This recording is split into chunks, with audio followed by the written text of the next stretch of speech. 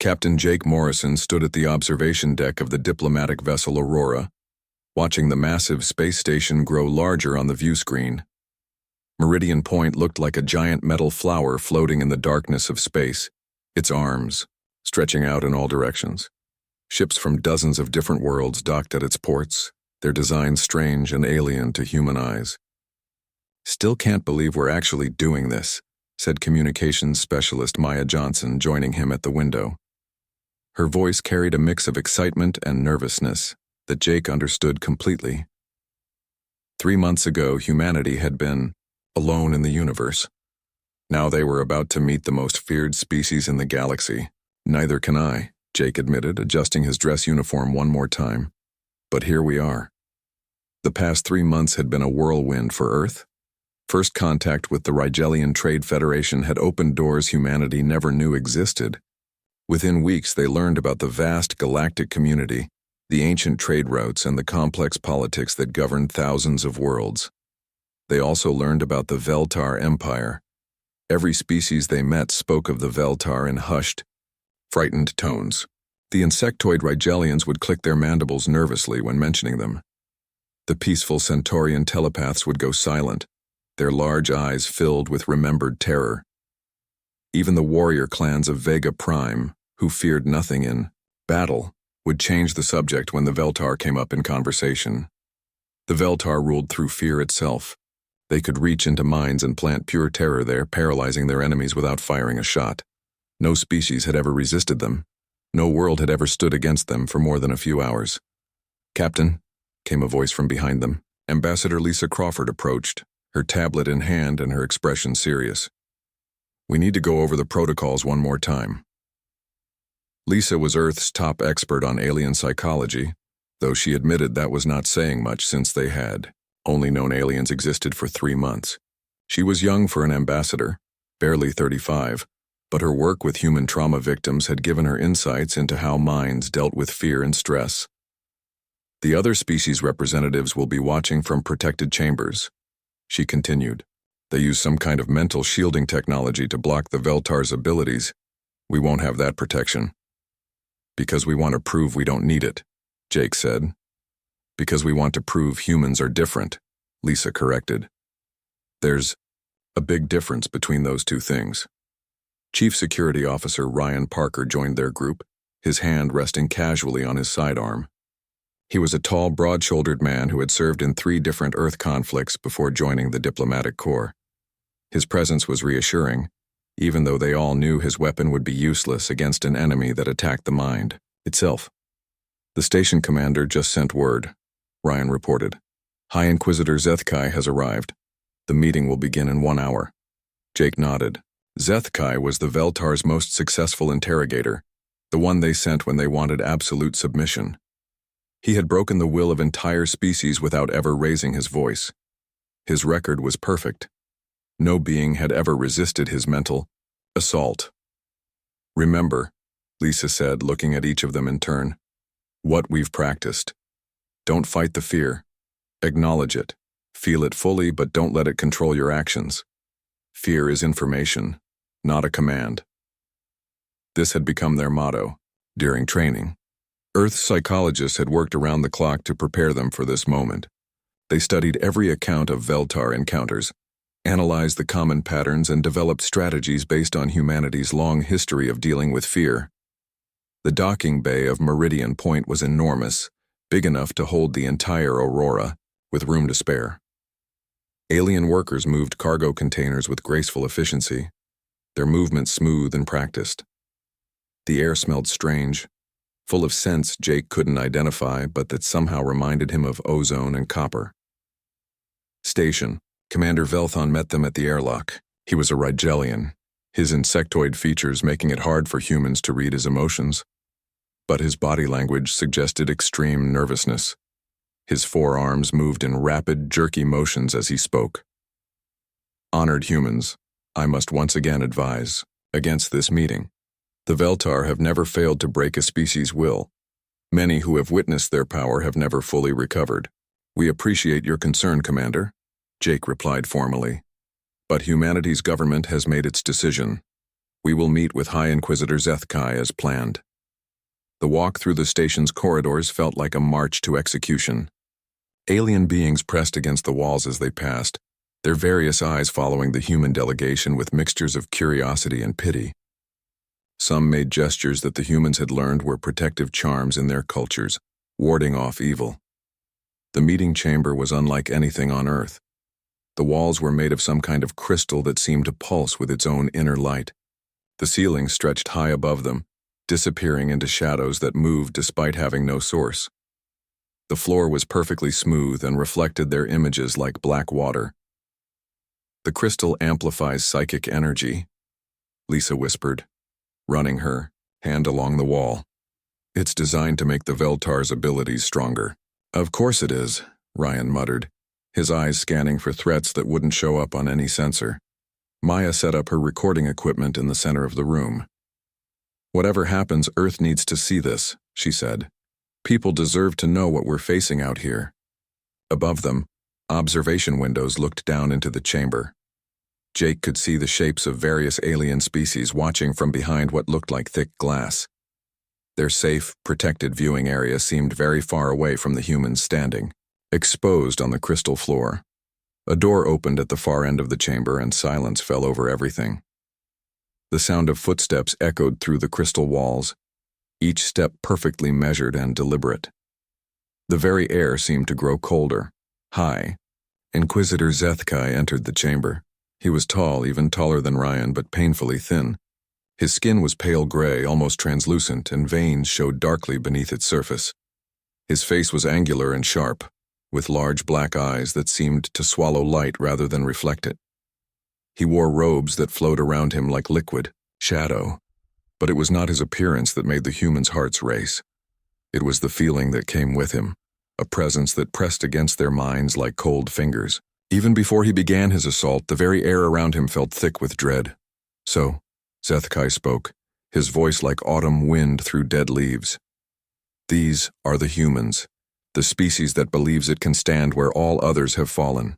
He moved to the center of the chamber, his black eyes fixed on Jake. I have broken the wills of creatures that could tear apart mountains with their bare hands. I have brought telepaths who could read thoughts across star systems to their knees, in tears. I have made proud warrior races beg for mercy they knew would never come. The temperature in the room seemed to drop another degree. Maya's recording equipment flickered as some kind of energy field began to build around the Veltar. What makes you think your soft, weak species will be any different? Zethkai asked, raising one long-fingered hand toward them. Jake felt his heart hammering in his chest. Every instinct screamed at him to run, to hide, to submit to this creature that radiated menace like a star radiated heat. But he thought of Earth, of the billions of people depending on this moment, and he forced himself to stand straight. I guess we're about to find out, he said. Zethkai smiled, showing teeth that were too sharp and too white. Yes, we are. The crystal walls began to glow brighter as the High Inquisitor prepared to unleash the full power of Veltar psychological warfare on the first humans to face it. In the observation chambers above, alien representatives leaned forward to witness what they expected to be humanity's swift and total defeat. The test was about to begin. The attack came like a tsunami of pure terror. It hit Jake first, a wave of darkness that crashed into his mind with the force of a falling building. For a moment, he could not breathe, could not think, could barely remember his own name. Images flooded his consciousness. He saw Earth burning, its oceans boiling away into space. He saw his family screaming as alien ships turned his hometown into ash. He saw himself floating alone in the void, forgotten and meaningless. But Jake Morrison had grown up in Detroit during the worst years of the city's collapse. He had watched his neighborhood die around him, seen good people lose everything through no fault of their own. He knew what real fear felt like, the kind that came from actual threats in the real world. This was bigger, more intense, but it was still just fear. He stayed standing. The assault moved to Lisa next. She gasped as visions of cosmic horror filled her mind. She saw the heat death of the universe, watched as every star burned out and left only cold, empty darkness. She saw humanity's entire history revealed as pointless, their achievements crumbling to dust, their hopes exposed as childish dreams in the face of an uncaring cosmos. But Lisa had spent years working with trauma victims, people who had seen the worst that life could offer and somehow found ways to keep going. She had learned that the human mind was stronger than most people believed, that it could process even terrible truths and still function. The visions were horrible, but they were still just thoughts, and thoughts could be handled. She remained, upright though sweat beaded on her forehead. Ryan felt the attack like ice water in his veins. He saw every person he had failed to save during his military service. He watched his worst fears come true, saw himself as a coward who ran when others needed him most. The visions showed him dying alone and forgotten, his life meaningless, his sacrifices worthless. But Ryan had been in real combat, had faced actual death and learned to function while bullets flew around him. He understood that fear was just another enemy to fight, and he had been fighting enemies his whole adult life. The terror was intense, but it was not a bullet or a bomb. It could not actually hurt him unless he let it.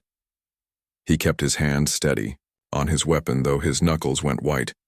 Maya screamed as the assault reached her, but she did not fall.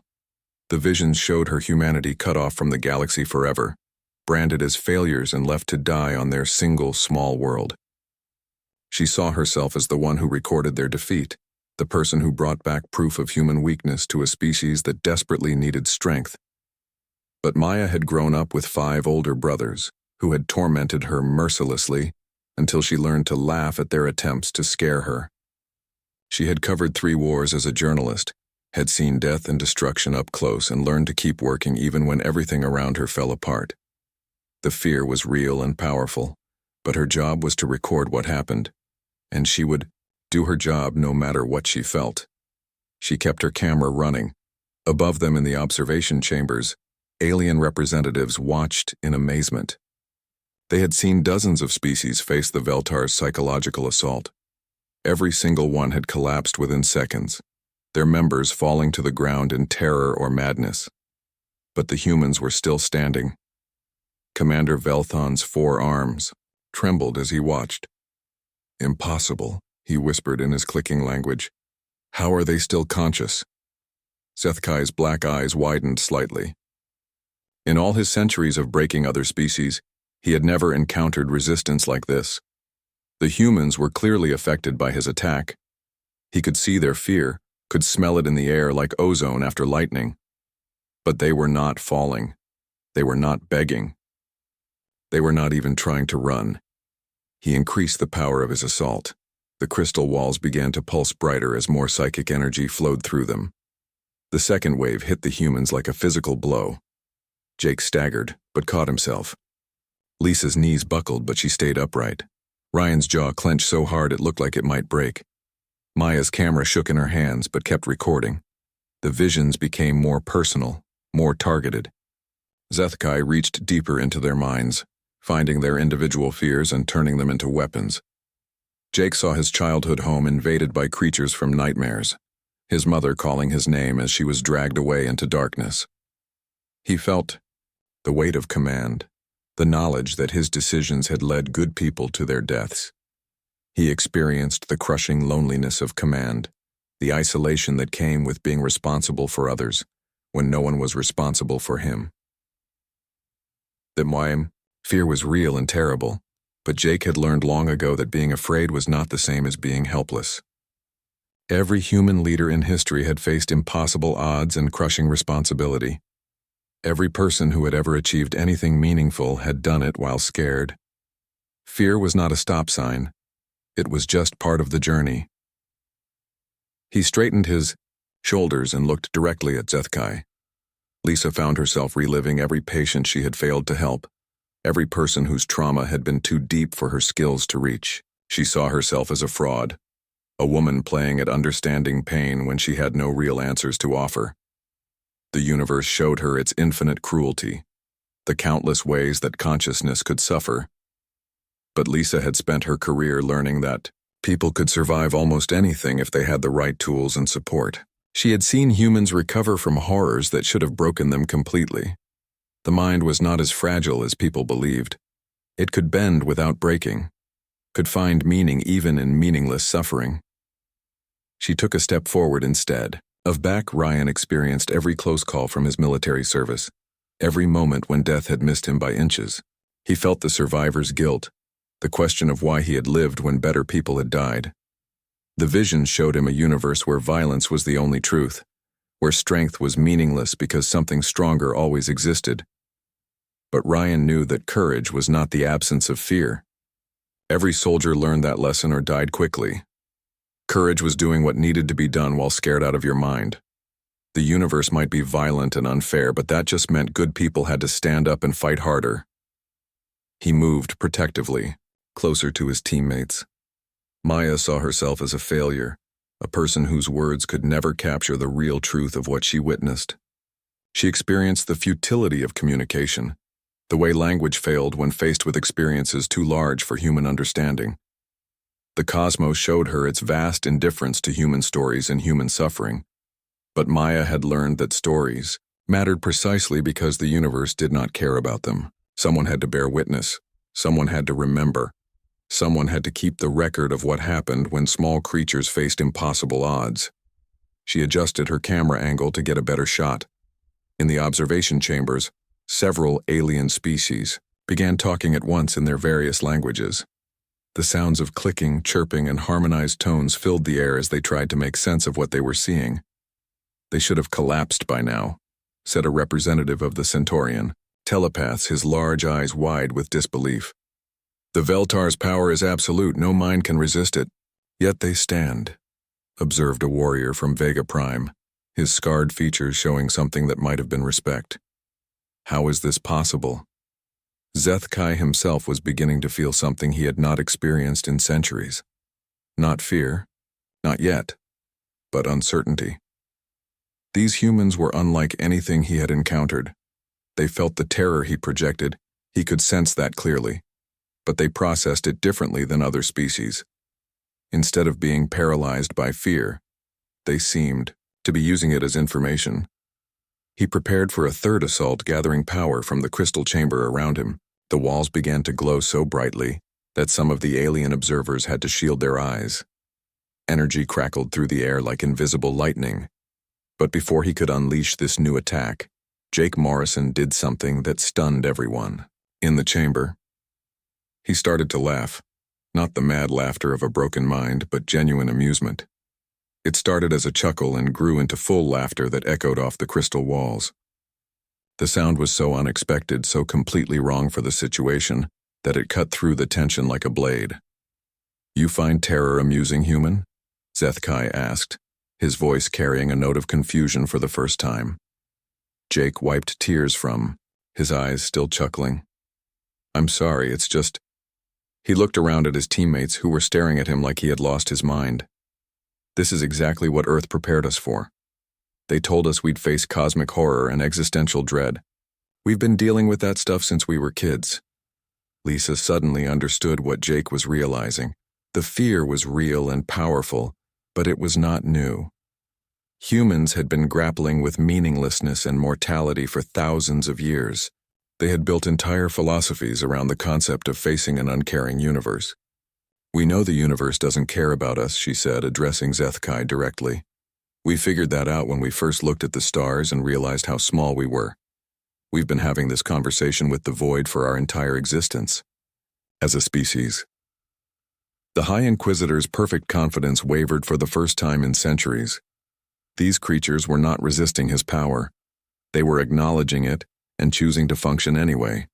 Zethkai stared at the humans with something approaching confusion. In 800 years of breaking lesser species, he had never encountered beings who responded to cosmic terror with laughter. The sound still echoed off the crystal walls, a noise so out of place that it seemed to disrupt the very atmosphere of dread he had carefully built. "Explain," he demanded, his voice losing some of its otherworldly authority. "You feel the terror.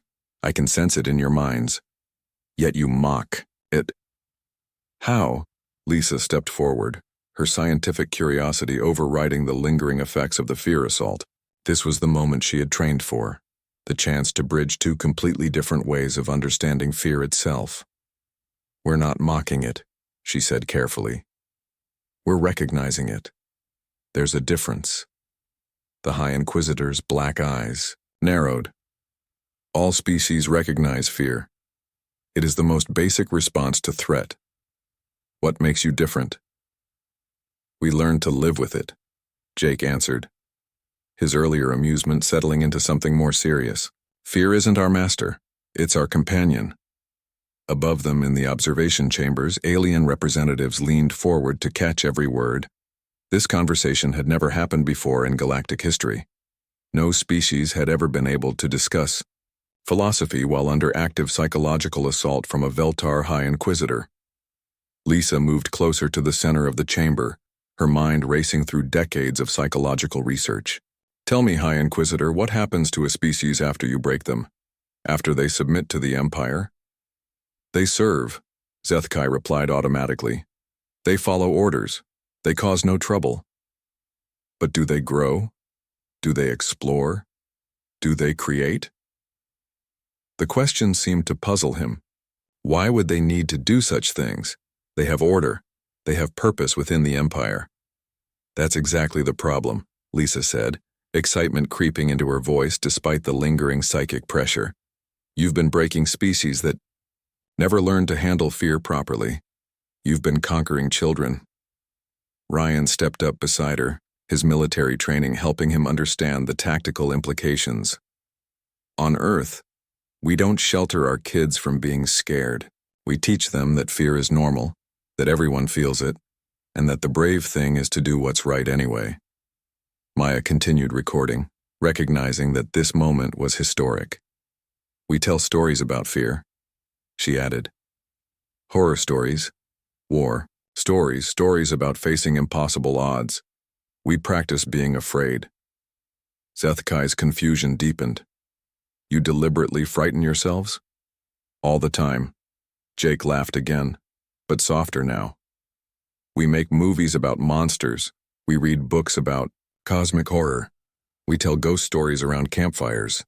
We jump out of airplanes for fun. We explore the deepest parts of our oceans even though we know there are things down there that could kill us. But why?" The question came out sharper than Zethkai intended, revealing genuine bewilderment. Lisa recognized the opening she needed. "Because we figured out early that the universe is trying to kill us anyway. Earth is a dangerous world. Predators, diseases, natural disasters, ice ages. We evolved knowing that safety was temporary and death was certain." She began pacing, her teacher instincts taking over. "Other species you've conquered, they probably evolved on safer worlds. Maybe they had fewer predators, more stable climates, longer lifespans. They could afford to treat fear as an emergency signal because emergencies were rare. Humans never had that luxury," Ryan continued. "Our ancestors lived in trees because the ground was full of things with bigger teeth.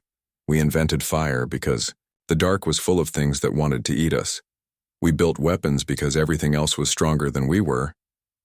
We've been dealing with existential threats since before we had language," Maya added.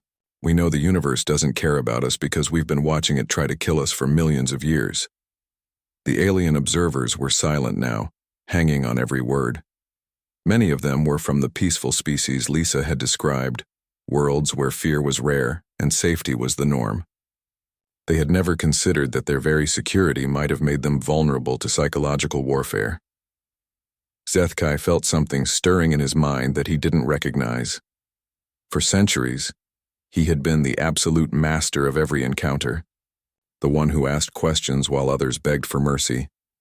Now he found himself desperate to understand these strange creatures who treated his greatest weapon like an old friend.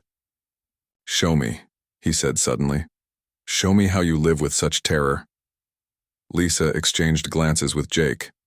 This was unprecedented. A Veltar was asking to learn from humans rather than simply destroying them. "All right," she said, "but I need you to stop actively attacking us. We can't have a proper conversation while you're trying to drive us insane." The request was so reasonable, so politely stated, that Zethkai found himself complying before he realized what he was doing. The psychic pressure in the room decreased, noticeably, and the crystal walls dimmed to a softer glow. "Better," Lisa said with a small smile. "Now, let me ask you something. What's the worst thing you can imagine?" "Failure," Zethkai answered immediately. "Loss of control. Being ordinary." "Good. Those are real fears, honest ones. Here's what humans learned. Those things might happen anyway. I might fail at this mission. Jake might lose control of his ship. Ryan might turn out to be just an ordinary soldier instead of a hero. But..." Zethkai sensed there was more. "But that doesn't change what we have to do right now," Jake said. "I still have to captain my ship the best I can. Ryan still has to protect his team. Lisa still has to do her job as an ambassador. The possibility of failure doesn't cancel out the responsibility to try. We call it courage," Ryan explained. "It's not being unafraid. It's being afraid and doing the right thing anyway." Maya lowered her camera for a moment. "My grandfather fought in World War III.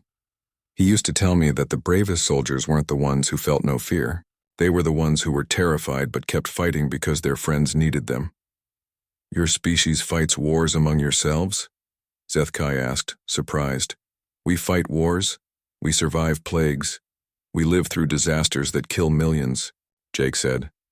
"We've seen our civilizations rise and fall. We know that everything we build will eventually crumble. We know that everyone we love will eventually die. We know that our sun will burn out and our planet will freeze. And yet you continue," Zethkai observed. "Because the alternative is giving up," Lisa said simply. "And humans are terrible at giving up. We're stubborn that way." She moved closer to the High Inquisitor, no longer afraid of him. "You want to know our secret? We learned that meaning doesn't come from the universe.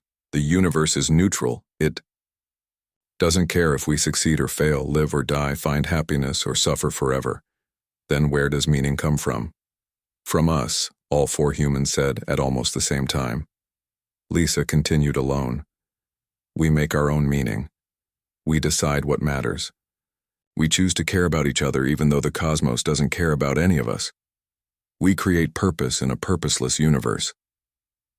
That's why your fear attacks don't work on us the way they work on others," Jake explained. "You show us that we're small and insignificant and that everything ends badly.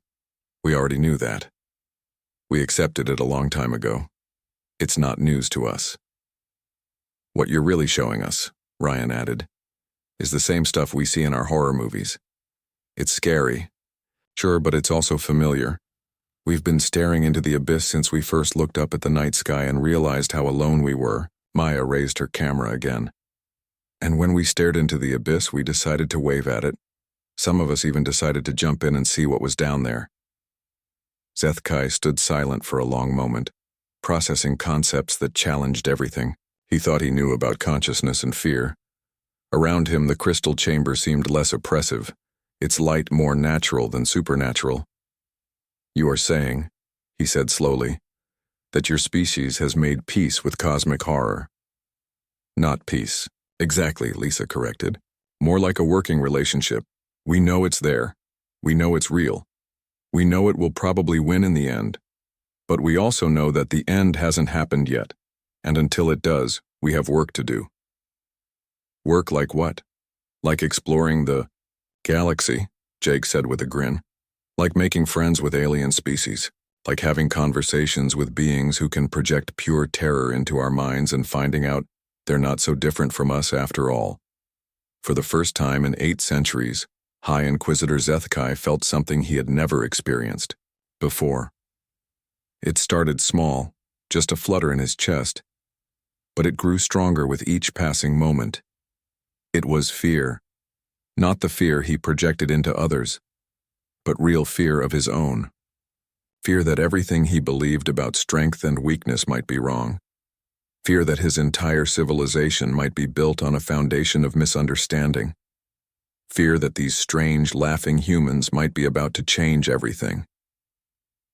The realization hit him like a physical blow.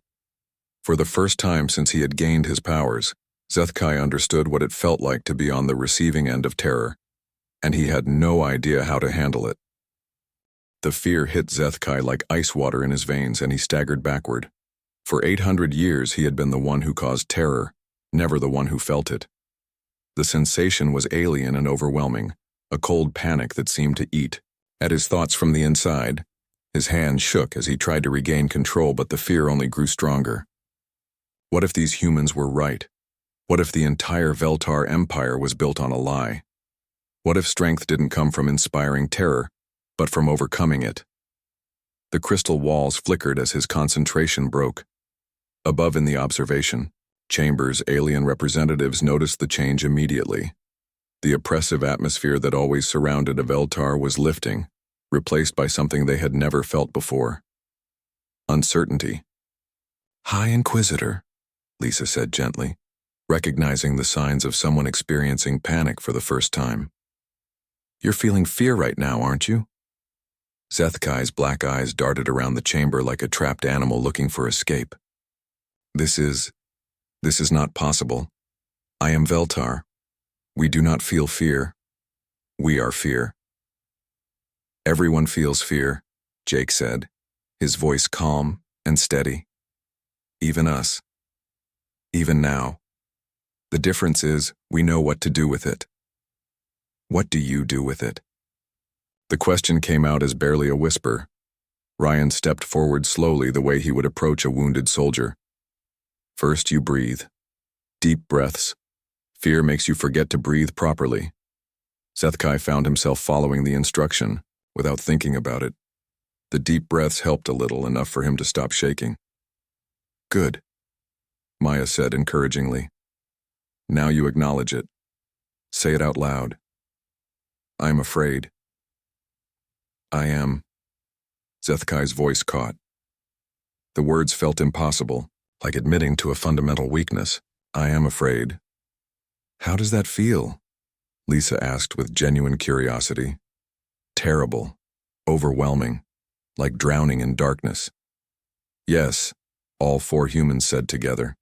"That's exactly what fear feels like," Lisa continued. "Now comes the important part. You felt it. You named it. And you're still here. You're still thinking. You're still talking. The fear didn't destroy you." Zethkai looked around the chamber with new eyes. He was still alive, still conscious, still capable of making decisions. The fear was horrible, but it hadn't actually hurt him. "This is what you meant," he said slowly. "About fear being information instead of a command." "Exactly," Jake smiled. "Your fear is telling you that something important might be at risk. Your whole worldview, your empire's foundation, maybe your personal identity. That's valuable information. But the fear itself isn't making any decisions," Ryan added. "You still get to choose what you do next." Above them, the alien observers were witnessing something unprecedented in galactic history. A Veltar High Inquisitor was learning to process fear instead of simply projecting it. The implications were staggering. Commander Velthon's forearms clicked rapidly as he spoke into his communication device.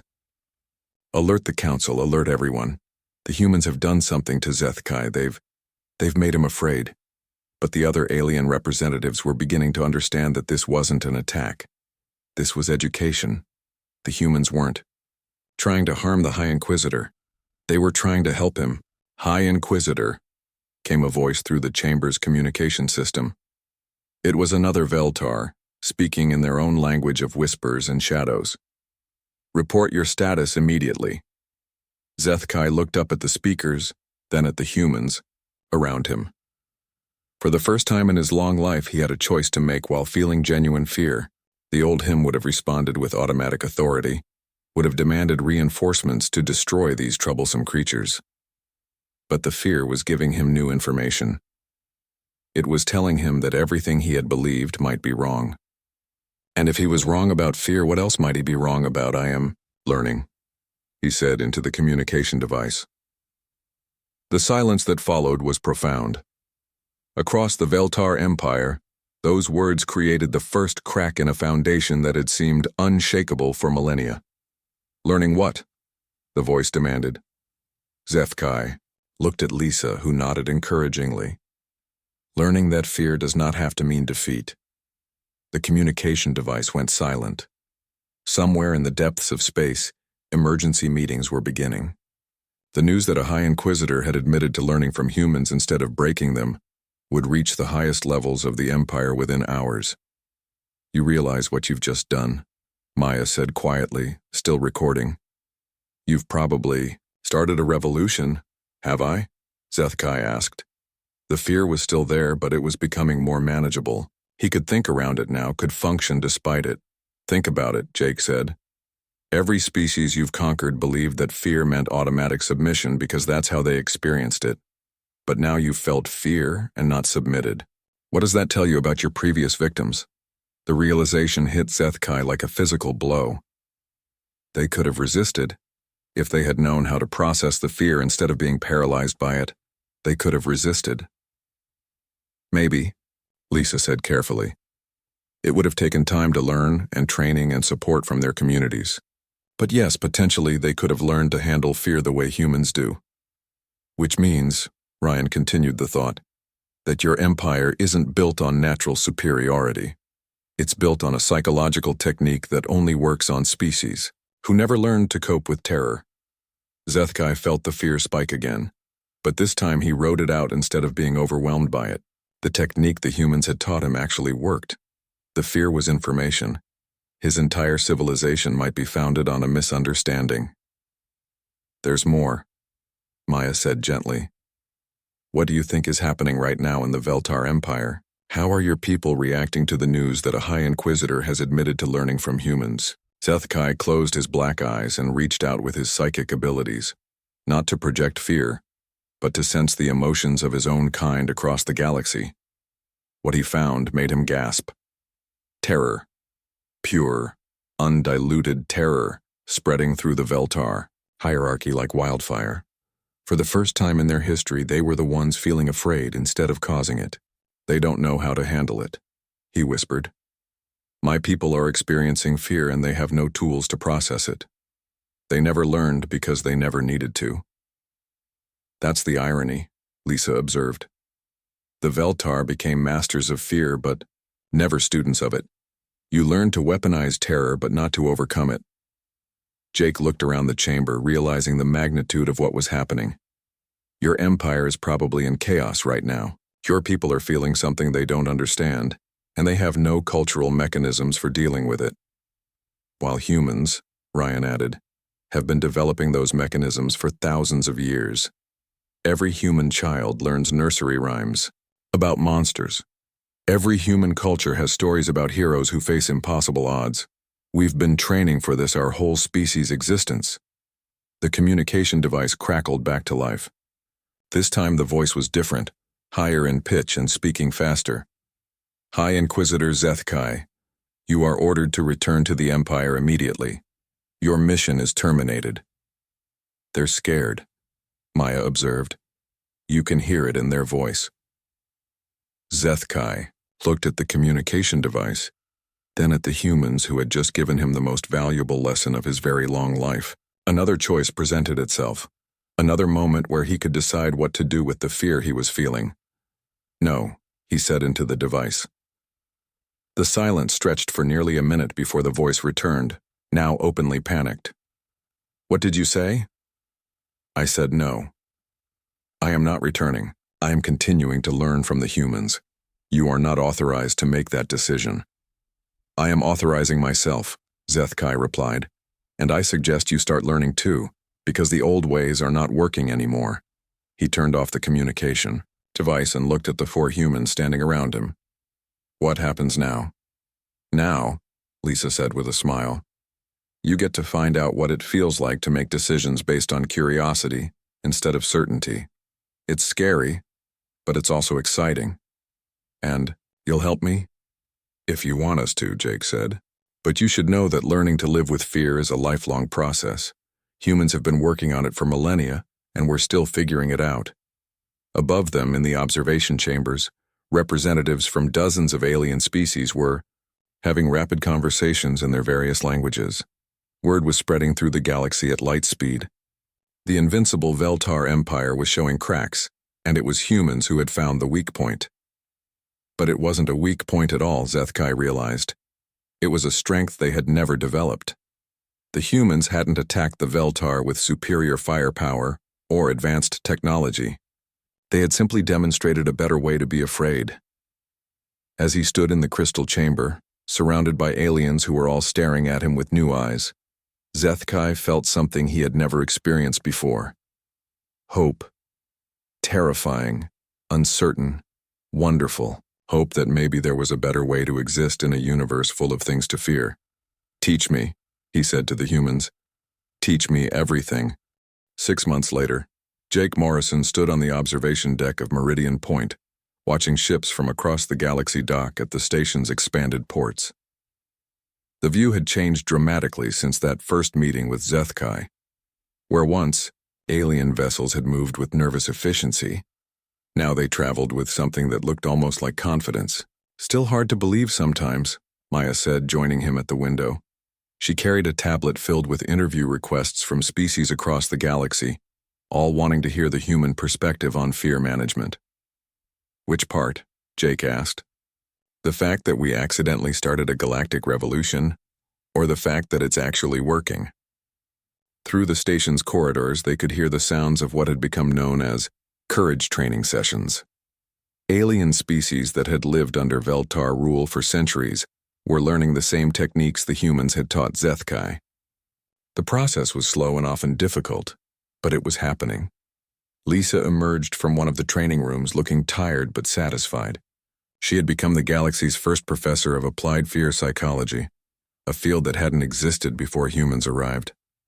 "How did the session with the Regellians go?" Jake asked.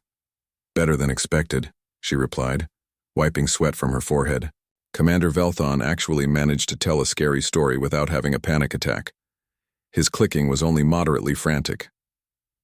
The transformation hadn't been easy for anyone. When news of Zethkai's conversion had spread through the Veltar Empire, the reaction had been swift and catastrophic. Some High Inquisitors had tried to maintain the old ways through even more brutal fear campaigns. Others had suffered complete psychological breakdowns when they realized their entire worldview was crumbling. But the most surprising response had come from the Veltar's subject species.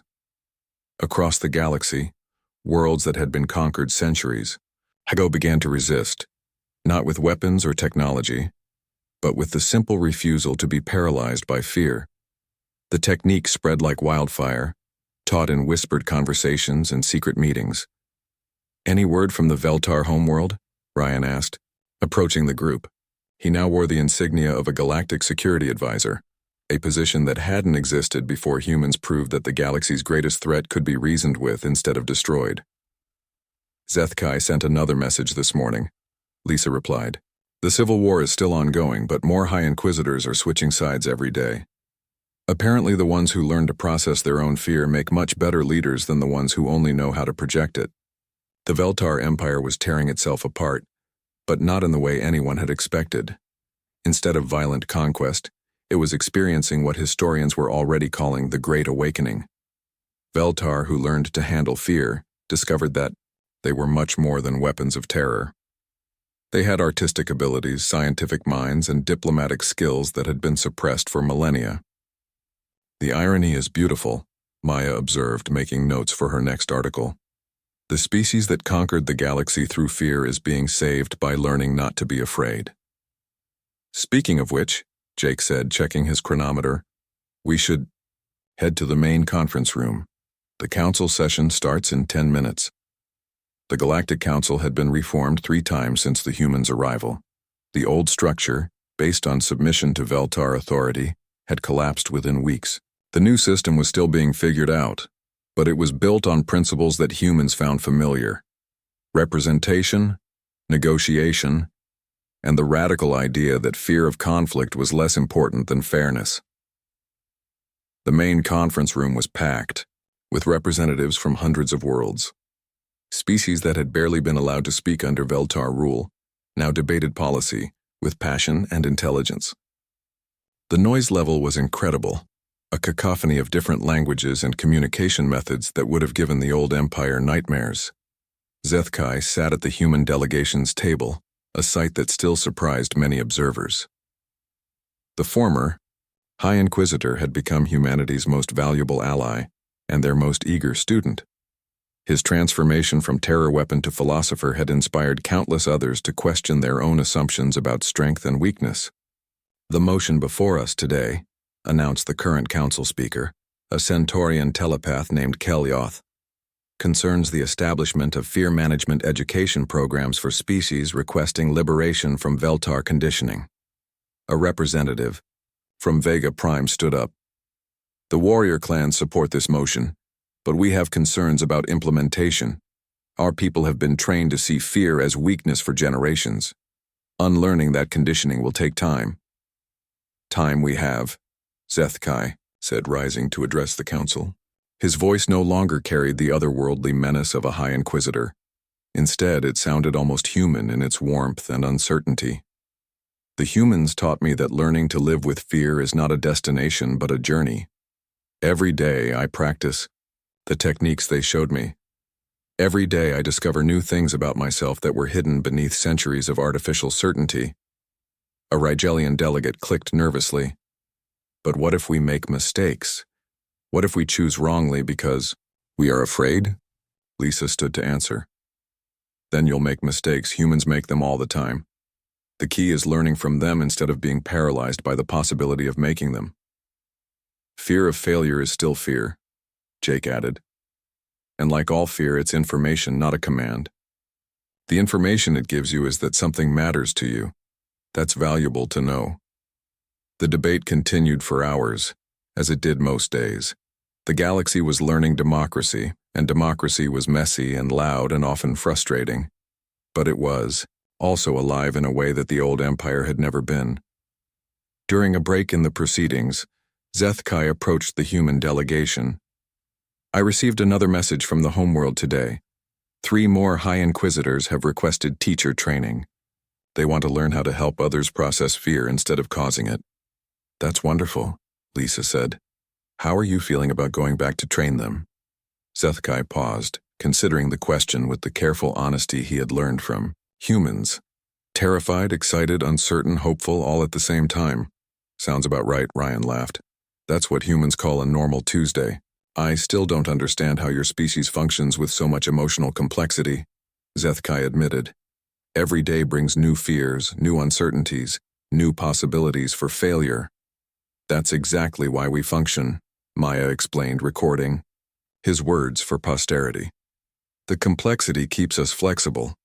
If we only had one emotion, one response to every situation, we'd be very predictable, and predictable things are easy to break." Jake looked around the conference room, watching dozens of species debate and argue and slowly figure out how to build something better than what they'd had before. "You know what the real victory is here? It's not that we defeated the Veltar Empire, it's that we made friends with it." "Friends?" Zethkai asked. "You're sitting at our table, aren't you? You're learning from us, and we're learning from you." "That's friendship." The concept still seemed to amaze the former High Inquisitor. "On my world, we had only rulers and subjects.